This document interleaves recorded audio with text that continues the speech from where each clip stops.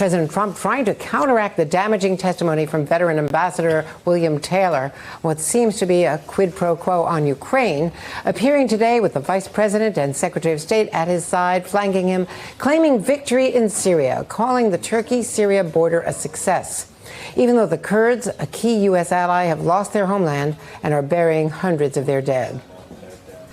Turkey informed my administration that they would be stopping combat and their offensive in Syria and making the ceasefire permanent, and it will indeed be permanent.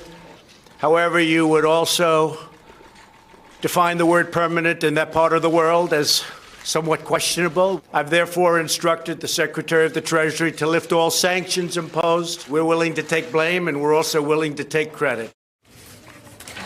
The president's actions allowing Russia's President Vladimir Putin to cement his place in Syria after stepping in as the ceasefire came to an end.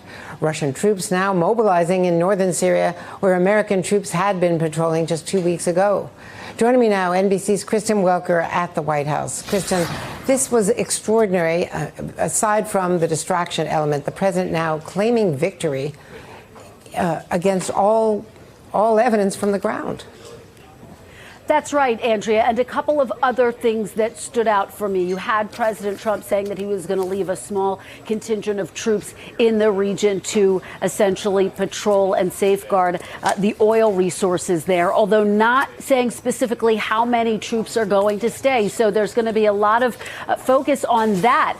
You can bet that U.S. forces who are anticipating deploying to the region want to know what those specific numbers are going to look like. How long will they need to be in the region? Then you heard President Trump downplay those ISIS fighters who have escaped from detention facilities, effectively saying that it wasn't a large number and that they've largely been captured or secured. And now it's up to those in the region to basically try to make sure that the ISIS fighters don't resurge. Well, that runs counter to what his own top envoy to Syria testified earlier today, Andrea, saying that the number is actually above 100, saying that he's skeptical of this agreement that has been worked out between Russia and Turkey to police the area. And then Andrea essentially saying we are ready to lift sanctions because the president making the case that the ceasefire has held.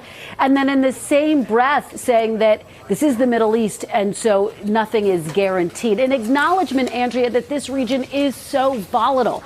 And so the president's critics, Republicans and Democrats alike, will undoubtedly really seize on that point. Is it too soon to lift sanctions without a guarantee that this ceasefire is in fact going to hold for a period of time, Andrea?